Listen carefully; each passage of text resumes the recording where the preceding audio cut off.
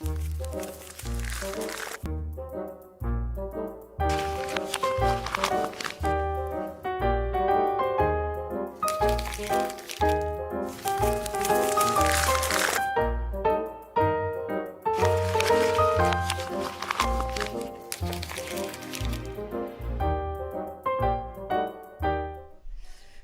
à tous, il suffit de passer le pont. Nous sommes en direct de l'hôpital Necker comme toutes les semaines. Alors aujourd'hui, l'émission a lieu le vendredi, non pas le mercredi. Je suis désolé, mais c'est aussi bien le vendredi. J'ai remarqué que l'espace principal était aussi beau le vendredi que le mercredi. Je suis en direct avec Alistair Madin. Bonjour à tous. Bonjour. Ça va bien? Ça va très bien. Donc Alistair est danseur. Oui. Danseur classique, danseur de ballet, mais aussi, tu veux nous raconter ça, mais peut-être pas seulement. Non, je suis plutôt danseur au sens large. Au sens large. Avec plusieurs styles et chorégraphe et professeur aussi de danse. D'accord. Un couteau suisse. D'accord. Et je crois savoir que tu es revenu en France il n'y a pas si longtemps, après un long séjour à l'étranger. Voilà, 2 ans en Nouvelle-Zélande et je suis revenu fin 2020 à Paris. D'accord. Tu vas nous raconter tout ça. Et dans un premier temps, j'ai mon fameux petit jeu que j'impose un peu chaque semaine à mes invités, qui est la minute pour parler de soi. Donc tu as 1 minute, montre en main, pour parler de toi, pour nous dire ce que tu veux sur toi. Tu as carte blanche, tu peux laisser libre cours à ta fantaisie. Donc est-ce que tu es prêt? Comme ça dès le départ. Comme ça dès le départ, c'est la première chose qu'on fait, c'est un peu l'épreuve du feu. Après ça, tout peut se passer. D'accord, c'est parti, lance le chrono. Alors attention, 3, 2, 1, c'est parti. Alors, 1 minute pour parler de moi. J'ai une grande sœur qui a 6 ans de plus que moi.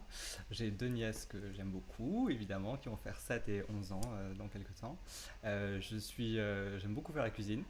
Je fais le meilleur gâteau au chocolat du monde, rien que ça. Voilà. Et puis je cuisine beaucoup avec du chorizo parce que je suis à moitié espagnol et à moitié français. À moitié espagnol du côté de ma mère. Et mes racines espagnoles sont vraiment importantes pour moi. Enfin, mes racines tout court. La famille, les amis. Voilà. Les amis qui sont la famille qu'on choisit. Et donc voilà, donc je cuisine une espèce de plat de pâte carbonara avec du chorizo. Les croque-monsieur aussi du chorizo avec de la tomate. Voilà, ça me vient du côté de ma grand-mère qui était du Pays Basque. Je suis originaire du Pays Basque. J'ai grandi là-bas. Et puis bon, on va revenir dessus un petit peu plus tard. Et j'adore voyager. Ces 2 années que j'ai passées en Nouvelle-Zélande m'ont complètement changé. Elles m'ont libéré. Et je suis une nouvelle version de moi-même. Et j'attends la suite avec impatience. Et attention, ça là-bas, clac. Et voilà, bravo. 1 minute pile. Alors, le meilleur gâteau au chocolat du monde, c'est une affirmation partagée par toutes les personnes qui le goûtent. Oui, j'en suis sûr, mais la concurrence est rude quand même. Eh ben, on va tester. Allez, je te dis ça parce qu'il y a quelques semaines, on avait Cyril Lignac qui était là et qui nous a fait justement un dessert au chocolat. Eh bien, appelons Cyril Lignac. On va appeler Cyril Lignac. Voilà, la compétition va commencer. D'accord, très bien. Alors, originaire du Pays Basque, donc, et tu m'as dit que c'était important pour toi ces racines et ces origines-là. Je viens d'Hendaye. Hendaye, donc c'est la dernière ville en gros du sud-ouest avant de passer en Espagne. Enfin, il y a Béobi. Mais donc je suis né à Bayonne, à côté d'Hendaye, et j'ai grandi, j'ai fait jusqu'à à peu près mes 13 ans à Hendaye, avec mes parents. Mon père est vétérinaire et ma mère est ingénieure. Et voilà, et mes racines sont importantes parce que la nature là-bas est vraiment époustouflante. Je sais pas, enfin voilà, je conseille à tous ceux qui n'ont pas encore été au Pays Basque en tout cas d'y aller parce que c'est vraiment magnifique et je m'en rends d'autant plus compte maintenant en fait que je suis parti. Et parce que souvent quand on vit quelque part on n'apprécie pas à sa juste valeur la beauté de l'endroit et c'est quand on en part en fait qu'on est un peu déraciné quelque part qu'on apprécie et qu'on aime revenir. Donc j'adore y revenir au moins 1 fois par an. Là ça fait un petit moment que j'ai pas pu y aller. Mais je trouve que c'est super parce qu'avec mon côté de double nationalité, je peux passer de la France à l'Espagne en me sentant aussi à l'aise des 2 côtés pour des raisons un peu différentes parce que le climat et l'ambiance est pas pareil forcément avec la culture et j'adore. Voilà.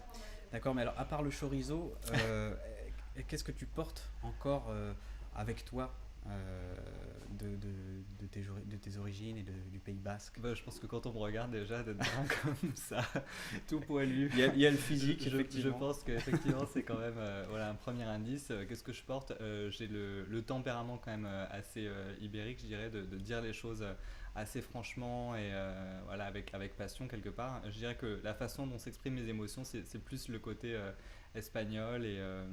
Mais c'est pas que espagnol parce que je trouve que vraiment le Pays Basque est quelque chose à part entière et voilà, ce sont des tempéraments qui sont très particuliers et côté français, côté espagnol. Je sais pas, c'est difficile en fait à expliquer, mais ça se ressent et souvent en fait quand on voyage, les gens le disent en fait.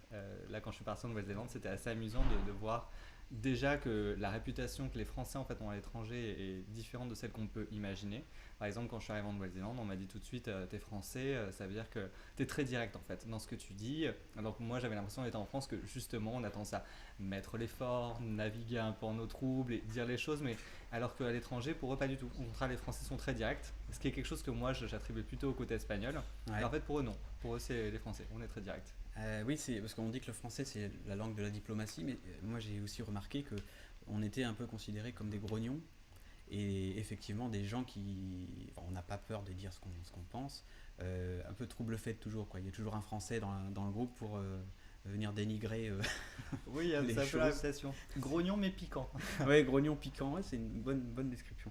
Mais ce que tu dis tout à l'heure, c'est très vrai que lorsque tu pars que tu as tout à coup le sentiment accru de là d'où tu viens. De l'appartenance, ouais. Parce que jusque là en fait tu es dans le bain si j'ose dire, donc on ressent réellement son pays ou son terroir comme on dit C'est ça. Ouais. que lorsqu'on en sort. Je suis parti à Paris du coup pour l'école de l'opéra, j'avais 13 ans, et donc après je revenais pour toutes les vacances, etc. Mais c'était le premier déracinement et c'est là que vraiment j'étais heureux de revenir et de redécouvrir la région et voilà quoi. Alors justement, on saute un peu des étapes parce que tu pars pour l'Opéra de Paris, mais j'aimerais savoir ce qui s'est passé avant tout ça et ce qui a mené au grand départ. Comment la danse est entrée dans ta vie. Ouais. Je pense comme beaucoup de petits garçons en fait, j'ai une grande sœur, je l'ai dit sur ma petite minute tout à l'heure. Ouais. Donc ma sœur faisait de la danse quand j'étais petit et tout simplement je faisais la même chose que ma sœur parce que je pense que c'était un peu mon idole à ce moment-là. Donc apparemment depuis 1 an et demi j'étais accroché derrière elle à la barre comme un koala. Et le professeur à l'époque a dit à mes parents mais laissez-le. En plus forcément il y a pas tellement de petits garçons qui font de la danse, il y en a peut-être de plus en plus, mais c'est vrai en tout cas aux Pays-Bas c'était pas quelque chose de très courant. Donc évidemment c'était un peu du pain béni, un petit garçon qui a l'air d'aimer ça, surtout on va l'encourager, on va pas lui dire arrête de faire ça. Ouais. Donc voilà, je me suis accroché et puis c'est devenu quelque chose de plus sérieux, je pense. Petit, en fait j'aimais beaucoup ce studio en fait où j'allais, j'aimais l'odeur de la colophane sur le bois, parce que c'était du parquet. Et c'était quelque chose d'assez particulier. J'aimais le fait de pouvoir bouger sur de la musique et de m'exprimer sur la musique. Et en fait, c'est quelque chose qui m'a jamais quitté en fait depuis tout petit. C'est aussi cette professeure qui s'appelait Madame Arbaud. Qui était très passionnée par la danse et je pense que c'est l'influence du premier professeur quand on commence, que ce soit peut-être en théâtre, en chant ou en danse.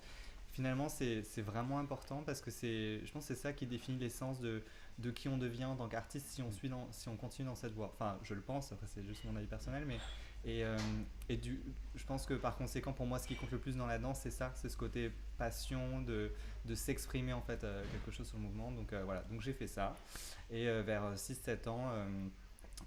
Ma mère m'a demandé si j'avais envie aussi de prendre des cours en Espagne et je savais que, parce que ma soeur faisait aussi des cours en Espagne, je savais que les cours là-bas étaient plus rigoureux.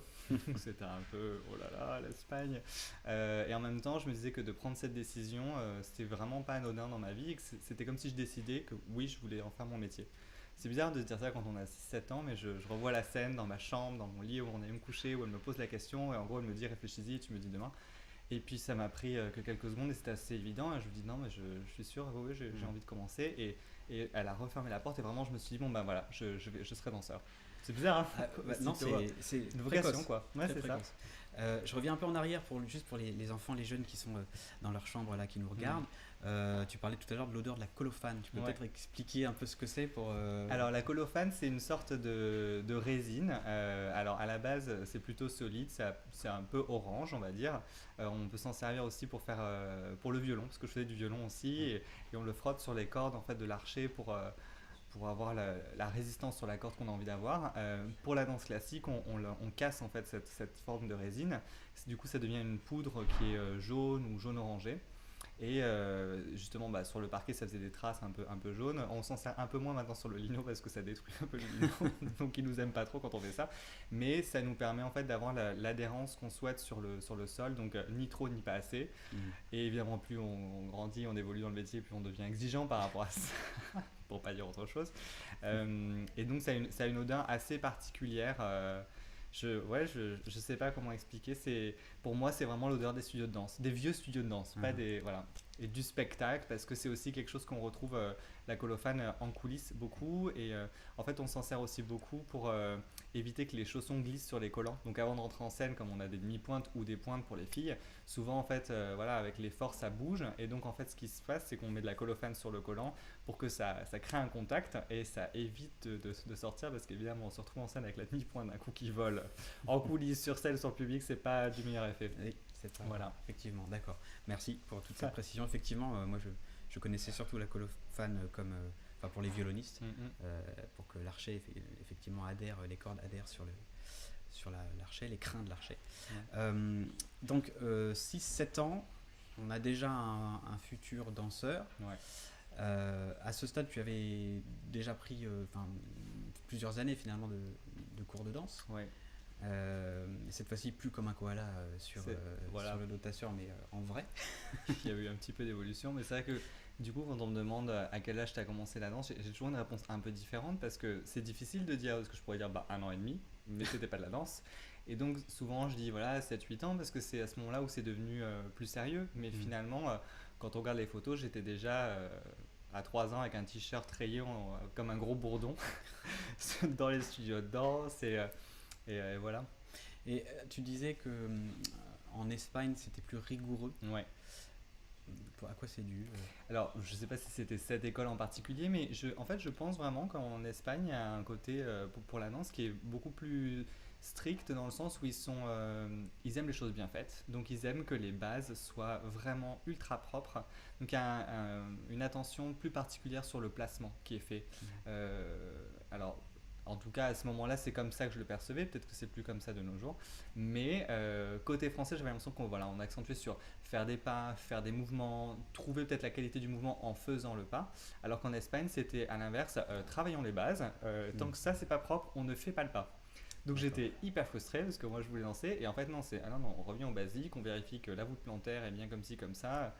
Oui, donc la technique doit être bien installée avant de commencer à créer. Avant de faire la technique. Ah oui. Voilà, c'est pire que ça.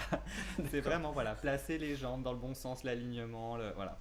Et si je fais la comparaison avec le piano, ce serait comme si d'abord on s'assurait que la position de la main était parfaite avant de même commencer à faire une gamme. Quoi. Exactement, c'est ça. D'accord. Pas que la main, le dos, l'assise. Et alors ça a duré combien de temps cette période de... Un petit moment. Ça a duré, je pense, si j'ai commencé vers 7 ans en Espagne, je crois jusqu'à mes 11 ans. Ouais, jusqu'à mes 11 ans, donc quelque chose comme 3-4 ans. 4 ans. D'accord, oui. Mais il y avait quand même des petits spectacles, j'imagine. Alors pas en Espagne. Côté français, oui. Alors ça c'était super, j'étais hyper content. J'ai des vidéos où je fais coucou à mes parents dans la salle. C'est assez drôle parce qu'on dirait que je n'ai pas conscience d'être en scène. En même temps, le petit garçon il a l'air super content d'être en scène et il sait qu'il y a un public qui le regarde. Et donc en fait, j'attirais l'attention du spectateur qui ne regardait plus ce qui se passait au milieu de la scène, mais qui regardait le petit garçon sur le côté faire des grimaces à ses parents et tout. Voilà, un showman. Et côté espagnol, non, dans cette école, en tout cas, il n'y avait pas, parce que c'était une école où il y avait pas beaucoup de jeunes, en fait. C'était aussi plus pour les adolescents et aussi les adultes qui venaient faire des cours de estiramiento, c'est des étirements, etc. Enfin, voilà. Et donc, pas de spectacle. D'accord. Donc, un peu frustrant. Très frustrant.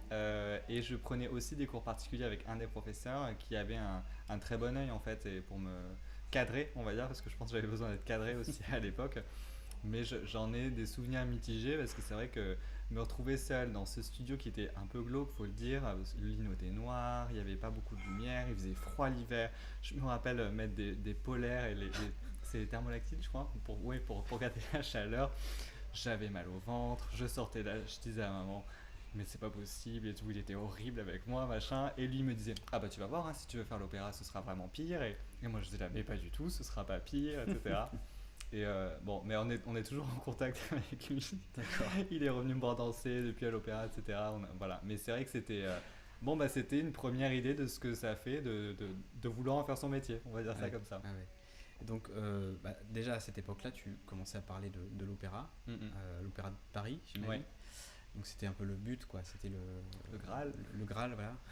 En fait, je pense que c'est plus parce que c'est l'entourage qui se met à dire tu veux faire de la danse, du coup c'est l'opéra. Enfin, il y a quelque chose d'assez logique dans le sens où, en plus, je vis en France. Et donc en France, qu'est-ce qu'il y a de mieux que, enfin, voilà, que ça, c'est l'Opéra de Paris. Et après, quand on commence à lire des choses sur l'Opéra de Paris, en plus on est quand même très chauvin et patriote en France, donc on est les meilleurs du monde, voilà, c'est la meilleure compagnie de danse du monde, etc. Avec aussi les stars de l'époque, et notamment Patrick Dupont, Ouais. qui vient malheureusement de décéder, mais qui a fait rêver toute une génération et qui m'a aussi fait rêver, qui a écrit un livre qui s'appelait Étoile, que j'ai lu, etc., qui raconte un peu son parcours et qui donnait envie, parce que la façon qu'il avait envie dont il avait de décrire plutôt toutes ses aventures, ça, voilà, on se disait oh là là c'est extraordinaire, je veux faire ça moi aussi. Alors qu'en fait finalement l'envie, en tout cas pour moi en tant que petit garçon de faire de la danse, c'était pas forcément d'être à l'opéra, c'était juste de danser en fait, sur des scènes et de voyager et d'aller sur les scènes du monde entier. Et c'était pas spécialement ce lieu-là, mais c'est devenu la suite logique. Et j'ai vu des livres par rapport à ça. Et puis après, je me suis aussi dit, parce que j'étais, je l'ai dit un petit peu plus tôt, un des rares garçons aussi à faire de la danse classique au Pays Basque. Et c'est difficile en fait parce qu'on est quand même isolé.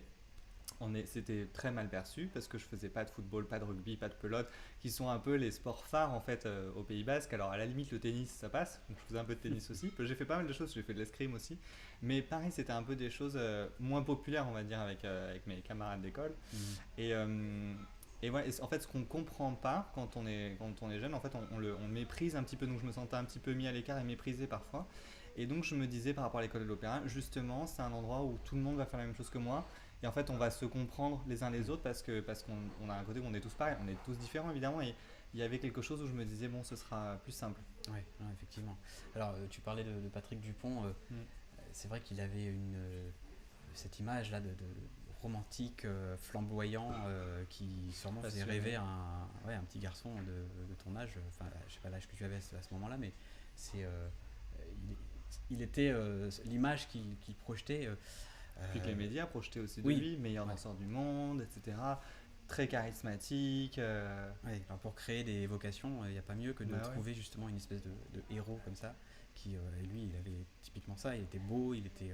Libre en scène. ouais, ouais, ouais. Mm. Ouais, j'ai beaucoup regardé bah, récemment, comme tu l'as Bah dit, hein, ouais. comme il nous a quittés, de reportages et un peu de vidéos sur lui. D'ailleurs, moi j'engage les jeunes qui sont là dans les chambres À regarder. à regarder, oui, à aller voir un petit peu Ouais. sur YouTube, il y a plein de choses qu'on peut voir. On peut voir Patrick Dupont danser et puis le personnage était aussi très inspirant. Ouais. Ouais, ouais, ouais. Donc, tu rentres à l'opéra. Je rentre à l'opéra. Vers quel âge à peu près? Alors, un tout petit peu avant mes 13 ans.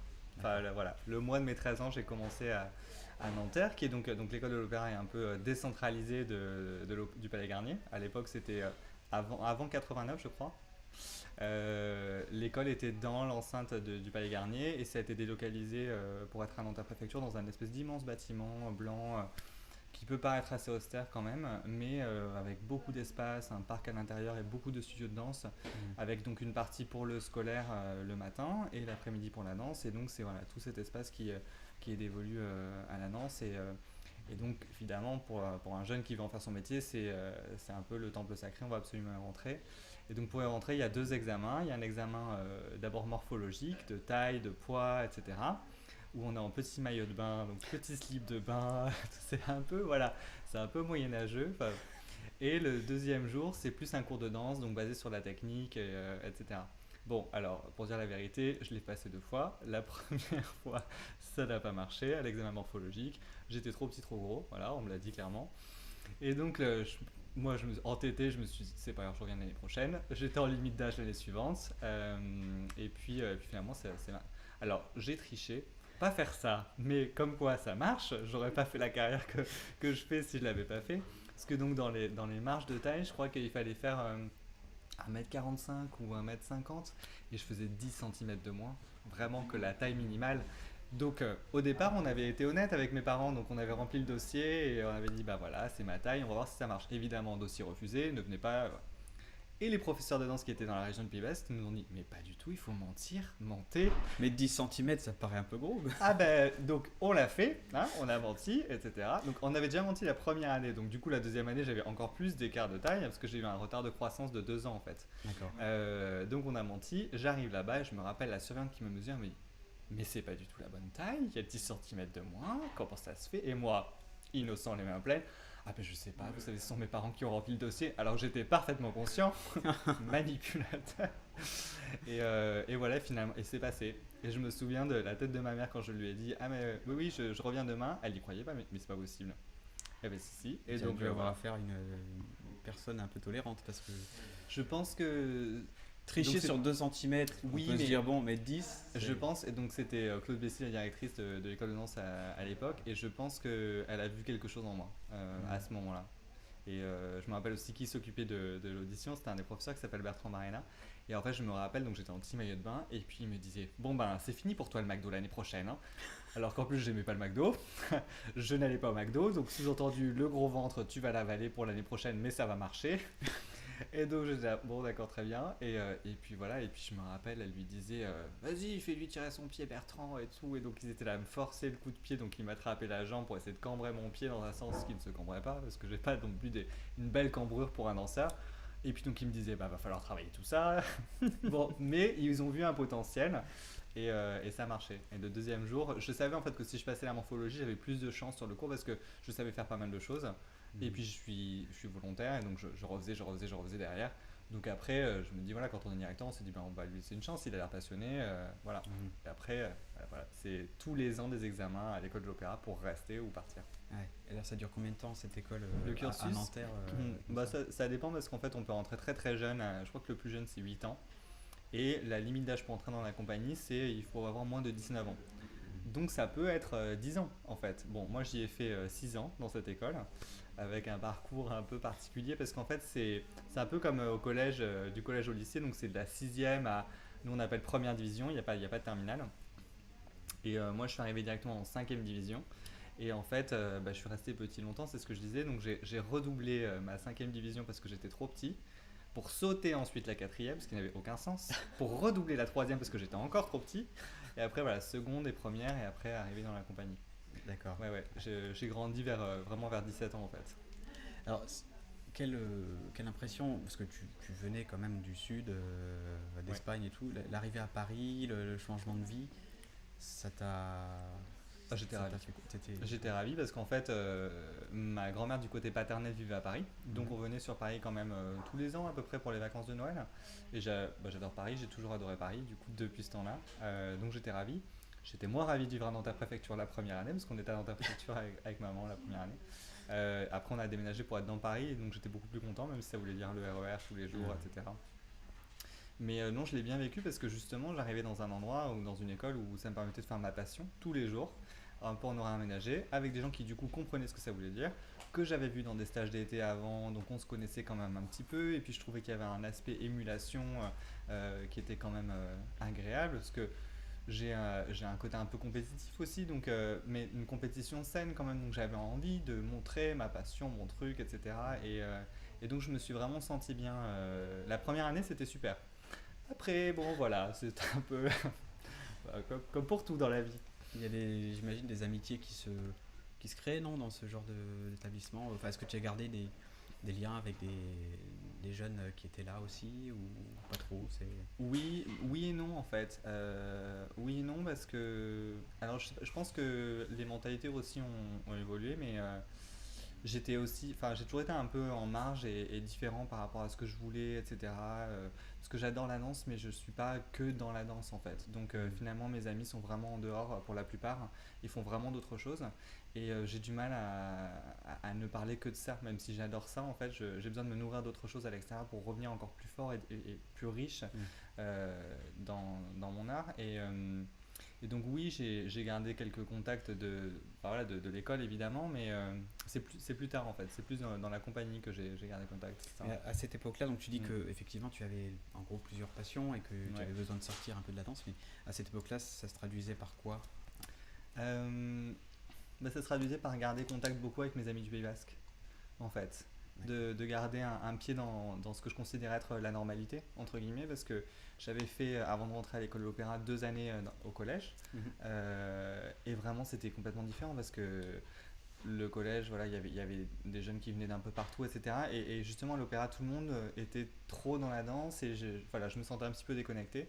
Et tout au long, en tout cas, de ma scolarité à l'école de danse de l'opéra, j'ai voulu essayer de garder pied avec cette normalité donc pendant mes vacances et même ma dernière année à l'école en fait j'ai passé mon baccalauréat en avance enfin en avance non au bon âge mais j'avais pas encore fini mon cursus de danse donc j'avais ma dernière année en fait à l'école de l'opéra j'étais à la fac donc j'ai passé déjà un baccalauréat scientifique alors que c'est une formation littéraire normalement à l'école de l'opéra, donc ça aussi c'était un petit peu compliqué. Bon, je l'ai fait par correspondance, ça a marché, mais ça rajoute. Enfin voilà, j'ai aussi, je pense, voulu sur mon cursus marquer ma différence par ça, parce que j'aimais beaucoup les mathématiques et les sciences, et donc j'étais le soir en plus de ce cursus danse, je me mettais vraiment là-dedans parce que j'avais envie voilà, d'élargir avec quelque chose d'encore différent.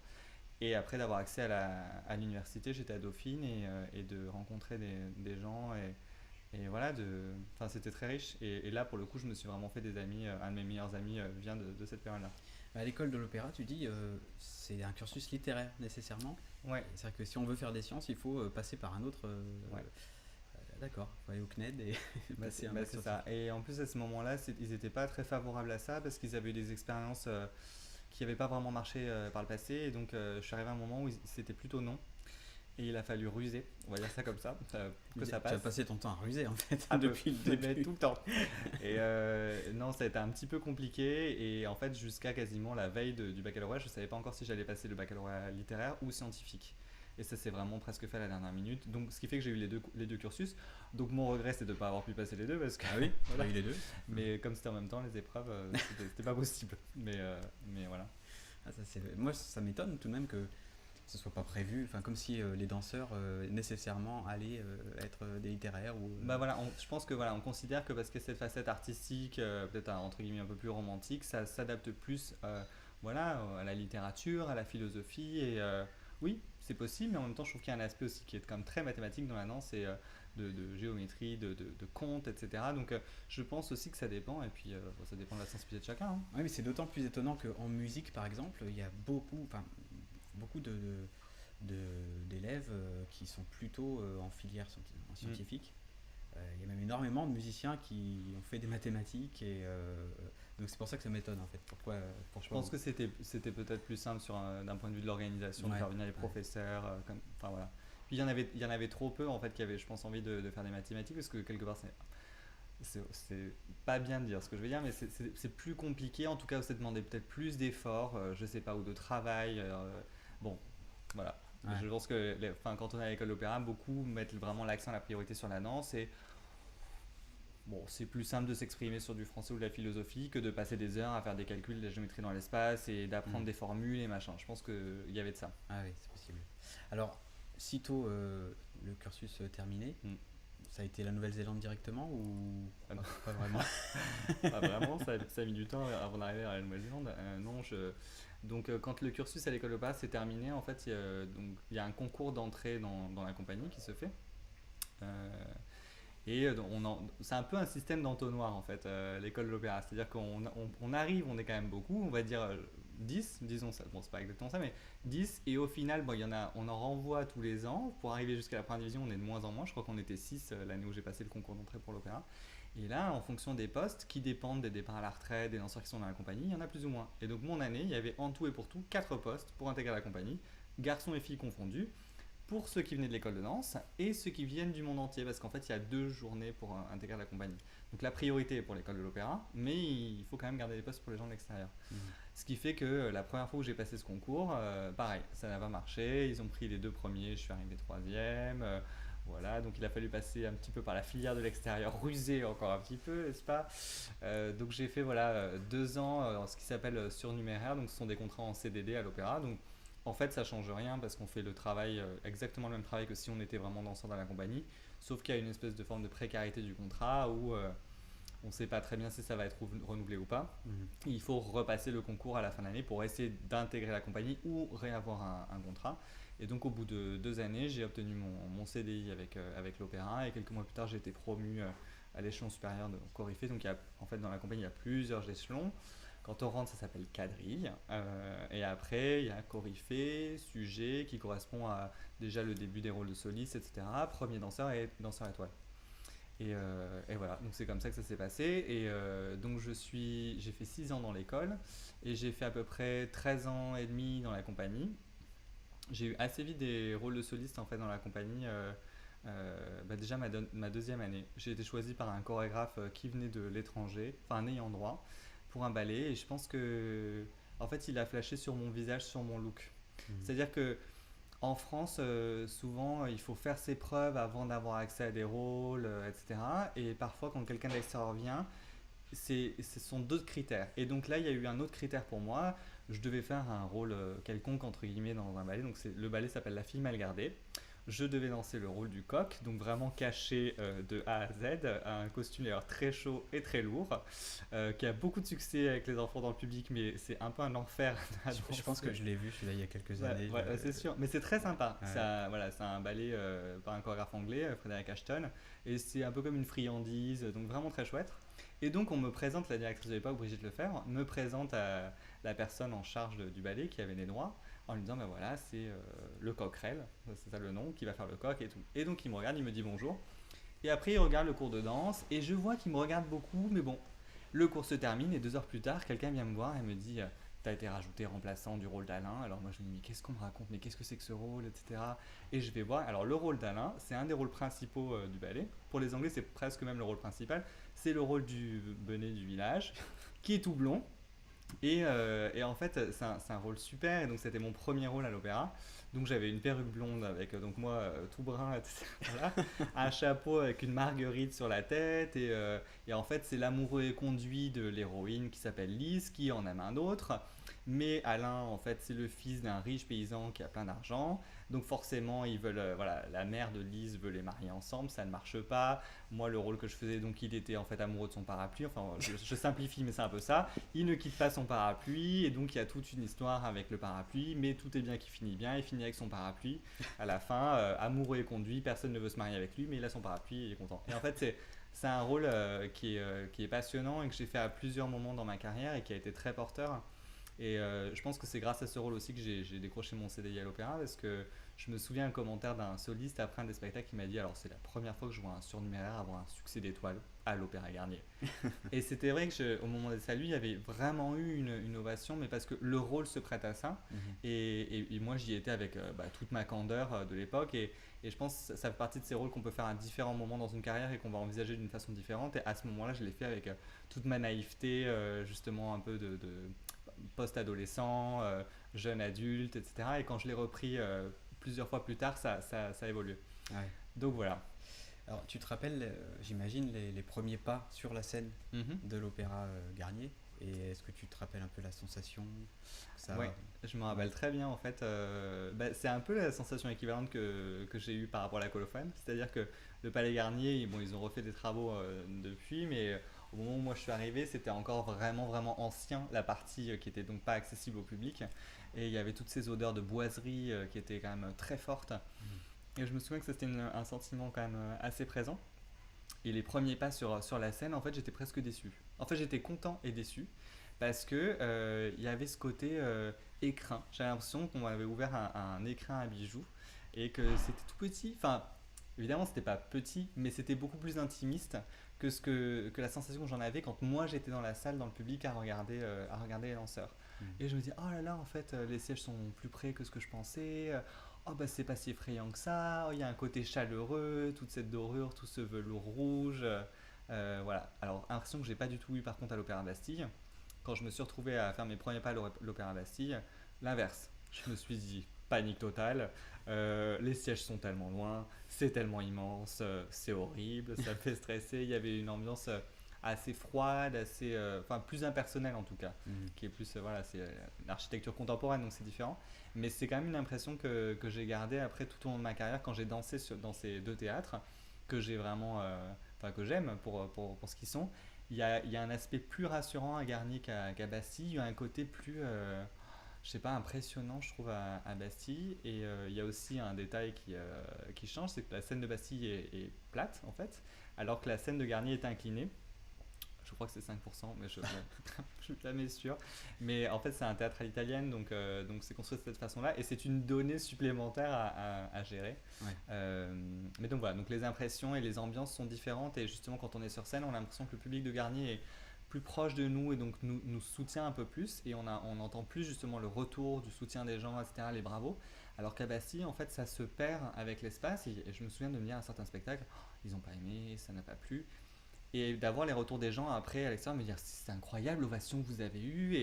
Et moi j'ai dit mais on n'a rien, enfin on n'a pas vraiment entendu en fait. Et c'est vrai en fait que par rapport à voilà, enfin C'est voilà, peut-être une question d'acoustique aussi. Oui, je pense que c'est l'acoustique. C'est beaucoup plus récent, donc peut-être que Ouais. justement l'acoustique a été faite pour peut-être isoler un peu la salle, je sais pas. Ou partir, je sais pas. Mais c'est vrai que, enfin, chaque fois que je suis allé à Garnier, il y a cette impression, moi je trouve, même dans la salle, même quand on est dans le public, il y a une impression d'écrin, comme tu dis, de cocon en fait. Ouais. Où, C'est chaleureux. ouais, c'est très, très chaleureux. Donc le premier rôle, ça, du coup, tu l'as déjà dit, le premier rôle que tu as dansé. Ouais. Ah non, c'était un rôle de coq quand même. Alors oui, C'est ça, ouais. on peut dire. C'est pas le premier rôle que j'ai fait à l'opéra, mais en fait le premier rôle que j'ai fait à l'opéra, enfin rôle notable on va dire, j'étais encore à l'école de l'opéra parce que la dernière année en fait en première division, il y a des spectacles de fin d'année quand on est dans cette école. Il y a ce qu'on appelle les portes ouvertes en décembre, c'est des petits extraits de cours de danse qu'on présente sur la scène de Garnier, donc c'est à peu près 10 minutes par classe. Donc il y avait déjà ça au mois de novembre-décembre, et ensuite au mois de mars-avril, il y a des spectacles où justement, c'est souvent des soirées mixtes où il y a peut-être 3 petits ballets. Et donc quand j'étais sur cette dernière année-là, je dansais les 3 ballets, j'ai eu les rôles principaux dans 2 des 3 ballets. Et donc là, c'était déjà notable. J'avais un rôle dans une création de Scaramouche de José Martinez, qui était un danseur à toile de l'époque. Et je devais parler aussi. Et je devais notamment dire, pour ceux qui sont dans le... Alors, je ne devais pas dire poulailler, mais je devais mimer le coq. Donc, je faisais le bruit de la poule. Et là, tu ne veux pas nous le refaire. Là, ah non, pour ceux qui sont là... voilà, c'était ça. On dit que je ressemble à Tom Cruise. Voilà, et il fallait que je dise ça. Donc, évidemment, ça faisait rire tout le monde. Donc c'est un peu vrai d'ailleurs.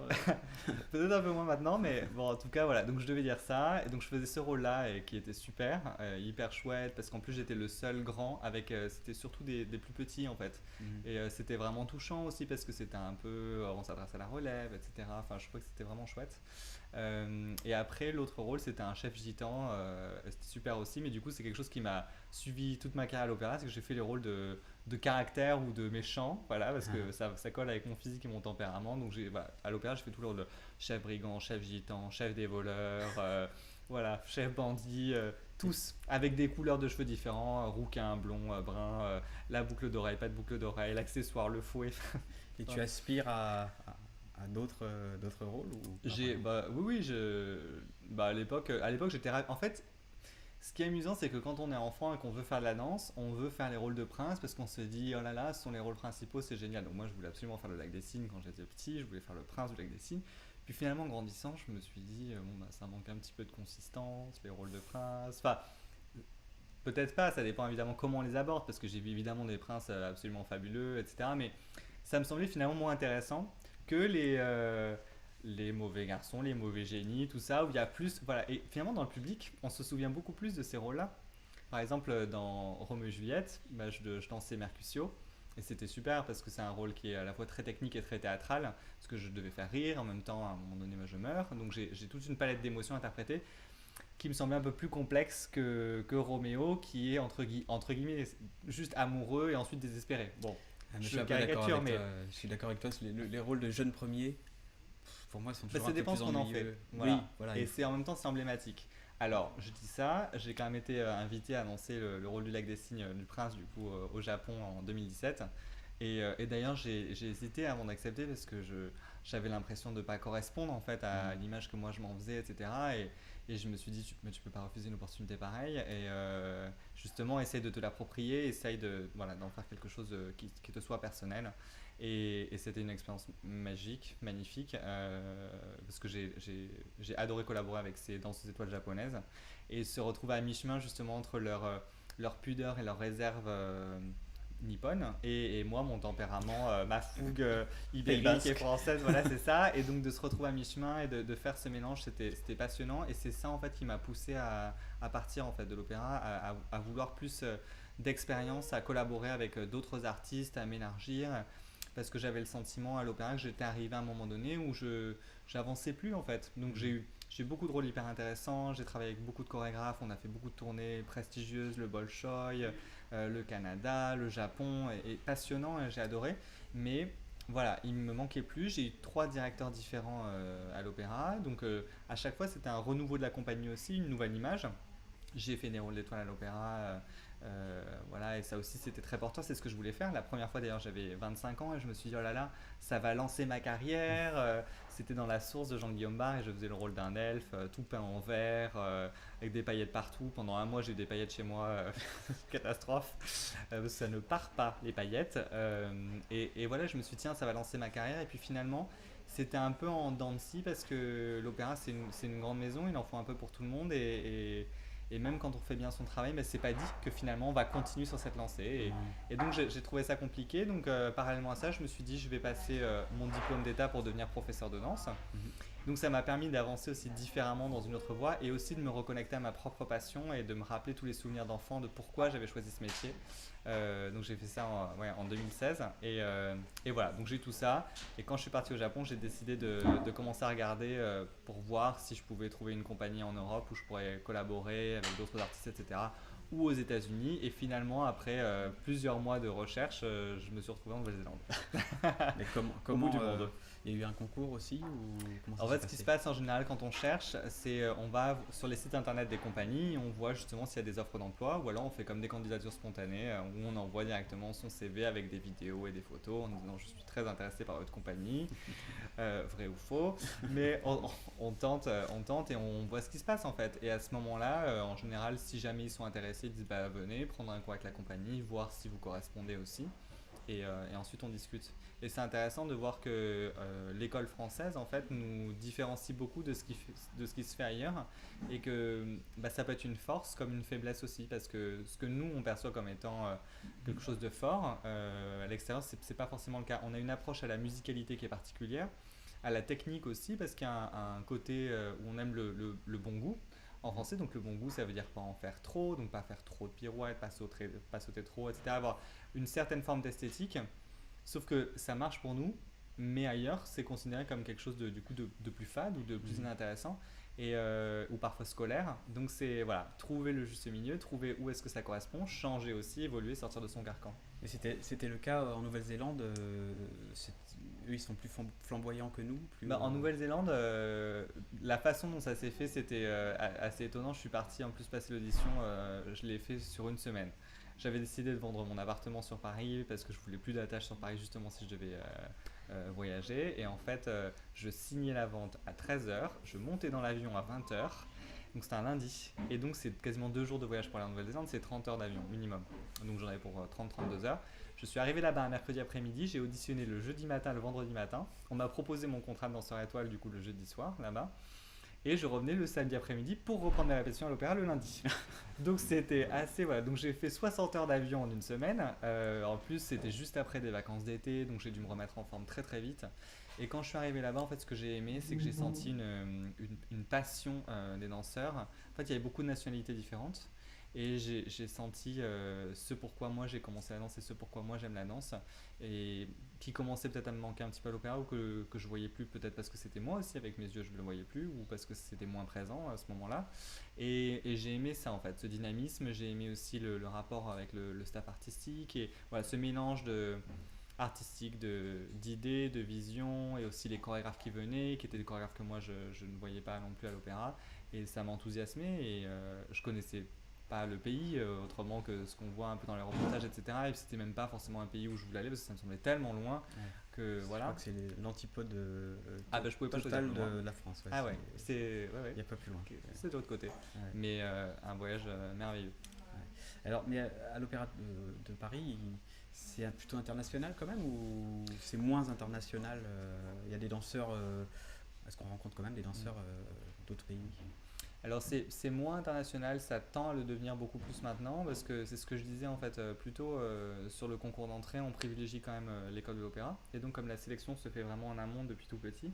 souvent c'est plutôt voilà ceux qui sont les enfants qui sont nés en France en fait qui intègrent l'école et il y avait finalement moins de quotas de contrats pour les gens qui venaient de l'extérieur et ces dernières années ça s'est un peu plus ouvert, on va dire, avec les danseurs de l'extérieur, parce que voilà, je pense que aussi le monde change et on s'est ouvert à d'autres choses. Et donc, du coup, j'ai le sentiment qu'il y a plus de nationalités différentes Mhm. maintenant à l'opéra qu'il y a quelques années. D'accord. Ouais. Donc là, la Nouvelle-Zélande, ça a duré combien de temps? Ça a duré 2 ans. 2 ans, d'accord. Ça a duré 2 ans. Donc là, tu es rentré il y a, c'est il y a quelques mois, Ah non? ouais, je suis rentré fin décembre Ouais. mais voilà, c'est ce que je disais un peu plus tôt, vraiment changé. Vraiment changé. Donc là, Euh, tu t'apprêtes à vivre un nouveau changement de vie. ah bah je suis en plein dedans. Qu'est-ce Je que suis tu dedans. recherches alors maintenant? Maintenant, je recherche encore plus de liberté. Je Mhm. pense que c'est ça ce que la Nouvelle-Zélande m'a apporté. C'était aussi une prise de confiance parce que je voulais être danseur étoile. J'étais soliste à l'opéra et j'ai eu donc ce contrat. Donc quelque part, je me suis dit, bon, bah, j'ai mon rêve d'enfant en fait qui s'est réalisé parce que c'est ce que je voulais. Et puis j'ai réalisé que c'était pas en fait ce que je voulais. Enfin, oui, c'était ce que je voulais dans l'absolu, mais ce que je voulais, c'était danser. Mhm. C'était danser seul, c'était m'exprimer à travers mon corps et sur des scènes et partager ma passion. Et c'est ça que j'ai trouvé en Nouvelle-Zélande. Et je me suis aussi rendu compte qu'à l'étranger, on met plus l'accent sur les choses positives et les points forts des gens, qu'en France, où on a tendance à d'abord voir ce qui ne va pas avant de parler de ce qui va. Et là-bas, voilà, on mettait l'accent sur les choses qui étaient intéressantes et différentes chez moi et belles, que ce soit dans la danse ou dans le tempérament en fait. Mhm. Et le système dont la compagnie fonctionne est différent parce qu'ils ont besoin aussi des danseurs pour faire vivre la compagnie. Donc ça veut dire qu'il faut rencontrer des mécènes et des sponsors et parler, partager notre passion. Et c'est une compagnie qui tourne beaucoup, donc j'ai tourné beaucoup dans toute la Nouvelle-Zélande et j'ai rencontré des chorégraphes maoris, australiens, américains, et donc il y a une richesse culturelle qui est énorme et en fait qui élargit beaucoup les perspectives Mhm. et de voir tout ça, ce côté très international, en fait je me suis vraiment dit là-bas comment ça se fait que je sois resté aussi longtemps avec mon âme un peu de saltimbanque vadrouilleur, aussi longtemps dans une structure comme l'opéra qui est magnifique. Hein. J'adore la tradition, j'adore les bâtiments. Voilà, j'ai un respect pour tout ça, j'ai un vrai amour pour cette maison. Et en même temps, il y a quand même ce côté où il n'y a pas tellement de liberté en fait pour les individus et les humains. Et souvent, justement, il y a pas cet aspect humain parce que c'est quand même une grosse entreprise. Donc, c'est en ça où la Nouvelle-Zélande m'a permis, j'ai envie de dire, de voler de mes propres ailes parce que on m'a demandé de faire une chorégraphie pour la compagnie là-bas, ce que j'ai fait. Ah oui. Et ça a été une aventure très belle aussi parce que en fait, j'ai pas pu choisir mes danseurs. Donc, de prime abord, j'étais assez contrarié. Parce que j'ai pu en choisir quelques-uns, mais pas tous. Et finalement, c'est là où ça a été très intéressant parce que je me suis retrouvé à travailler avec des gens avec qui j'avais pas forcément envie de travailler. Pas parce que je les aimais pas comme personne, parce que je m'entendais bien avec tout le monde, mais parce que j'avais le sentiment que peut-être en termes d'inspiration, ça ne m'aiderait pas. Et c'est là où ils m'ont vraiment surpris. Et c'est ça la beauté en fait Ouais. de changer d'avis et de voir que les gens sont capables d'évoluer, de surprendre et de trouver un échange et de voir comment ils se sont appropriés ce que j'avais à leur dire, comment moi ils m'ont fait changer. Et j'ai tellement aimé ça que je me suis dit, je veux plus d'opportunités comme ça et j'ai besoin de les créer. Et c'est pour ça que j'ai décidé de ne pas renouveler mon contrat là-bas. Ce qui a fait de la peine un peu à tout le monde et moi y compris parce que c'était vraiment quelque chose de beau et j'ai tellement aimé le pays que bon, comment ne pas l'aimer en même temps, Ouais. surtout là pendant une période de pandémie où il y a une vraie vie normale là-bas alors que je reviens ici et c'est quand même Oui. on est privé de beaucoup de liberté. Donc voilà, donc je suis revenu. Donc ce que je souhaite maintenant, en fait, je suis revenu sans savoir exactement. En fait, je me suis dit, ce qui compte maintenant, c'est de vivre au présent. J'avais cette Mhm. opportunité je suis toujours sous contrat avec l'opéra. J'ai pris une disponibilité, donc je suis en congé sans solde. Et j'avais prévu de continuer l'aventure, peut-être aux États-Unis, de continuer de voyager. Bon, la pandémie est arrivée, évidemment, ça a mis tous mes projets sur pause, comme la plupart des gens. Donc je ne sais pas très bien de ce point de vue-là comment ça va aller, mais je me suis dit, je me suis jamais confronté à la réalité de ce que c'est que d'être un artiste vraiment indépendant en France, d'avoir une vie un peu plus d'intermittent du spectacle, etc. Et je pense que c'est important en fait, parce que en étant à l'opéra, on est quand même déconnecté de ces réalités-là. Mhm. Et je pense que c'est important voilà, de vraiment le vivre pleinement. Donc je me suis dit, je vais essayer. Je vais voir ce que c'est, avec la difficulté que ça représente et la beauté aussi de se sentir libre, d'accepter les projets qu'on a envie de faire, de les défendre, d'avoir du soutien ou pas des gens. Et depuis que je suis revenu, j'ai eu de la chance parce que je voulais, bon, ce que je disais en rigolant tout à l'heure, mais je suis un couteau suisse. Mais j'aime beaucoup enseigner. J'adore chorégraphier et j'ai envie d'explorer cette voie chorégraphique. Mais j'ai toujours des choses à dire en tant qu'interprète. Et au moment où je suis parti, je n'étais pas sûr non plus de toujours pouvoir faire partie d'une compagnie en fait, de devoir rendre des comptes à des supérieurs hiérarchiques. Et là, le fait justement d'être à mon compte, il y a des choses de la vie de compagnie qui me manquent, évidemment, d'avoir une routine au quotidien, même si j'ai une routine au quotidien pour me maintenir en forme, mais d'être avec des collègues au quotidien, cette vie de compagnie et de partage en fait, parce qu'on partage quand même beaucoup de choses, ça manque. Mais j'ai quand même voilà, de la chance parce que donc, j'enseigne à des danseurs professionnels le lundi, ce que j'adore. J'enseigne dans une école le mercredi et le reste du temps, j'ai du temps justement pour moi me maintenir en forme, développer des projets, des collaborations, créer. Et donc là, c'est ce que j'ai fait en fait dernièrement. J'ai eu 3 collaborations différentes. Une première avec un ami qui était soliste à Düsseldorf et on s'est juste dit tiens on aimerait travailler ensemble, on n'avait jamais travaillé ensemble et chercher, explorer ensemble le mouvement. On a beaucoup aimé, ça s'est très bien passé dans le studio, j'avais jamais essayé de chorégraphier à deux non plus et c'était intéressant parce que on était très libre de se dire ah bah non ça j'aime pas du tout. Enfin, ce qui est amusant parce que sans vraiment se vexer parce qu'il y a toujours une question, une part d'ego. Ouais. Et en fait j'ai vu qu'il y avait des concours chorégraphiques en Europe et je me suis dit bah tiens ça nous donne un but. Qu'on soit pris ou pas pris, c'est pas ça qui compte, mais ça nous donne un objectif, surtout sur une période où il n'y a pas d'objectif. En fait, c'est difficile de savoir. Donc voilà, donc j'ai fait ça avec lui. Et après, j'ai eu deux collaborations qui vraiment m'enthousiasment, que je viens de partager d'ailleurs hier parce que c'était la journée internationale de la danse. Donc j'ai une première collaboration avec Adélaïde Ferrière, qui a gagné des victoires de la musique classique en 2017, qui est une percussionniste toute jeune et qui est fascinante. Et on s'est rencontrés à l'Opéra Garnier justement sur un ballet que je dansais il y a quelques années. Et on avait discuté, je lui avais dit si à l'occasion un jour tu cherches un danseur, n'hésite pas. Et depuis que je suis revenu, on se suit sur les réseaux sociaux, j'avais fait quelques photos dans certains endroits de Paris, etc. qu'elle a aimé. Et en fait, elle m'a téléphoné, elle m'a dit bah voilà, il y a cette journée de la danse, j'aimerais qu'on collabore ensemble, j'ai vu que tu as fait des photos dans cet endroit, j'aimerais qu'on tourne une vidéo là-bas. Finalement, on a changé d'avis sur l'endroit. Elle m'a envoyé la musique, etc. Et donc on a filmé tout ça et c'est vraiment intéressant. Moi j'aime ce partage justement parce qu'on s'apporte l'un l'autre des choses. Donc voilà, donc cette vidéo est sortie, c'est disponible sur nos réseaux et sur YouTube. On mettra un lien dans la description de Très bien. De la vidéo. Et après la deuxième collaboration, c'est quelque chose qui s'est fait aussi de façon étonnante. C'est avec un danseur et chorégraphe flamenco, Ruben Molina. Il a sa compagnie de flamenco, je crois que c'est une des seules compagnies en France, voire la seule. Et j'avais été voir ce spectacle il y a quelques années quand j'étais encore sur Paris et j'avais vraiment adoré ces spectacles. Souvent en plus, je trouve que c'est pas forcément. Le flamenco a une image qui est pas forcément très bonne à l'étranger, qui a une image cliché, on va dire.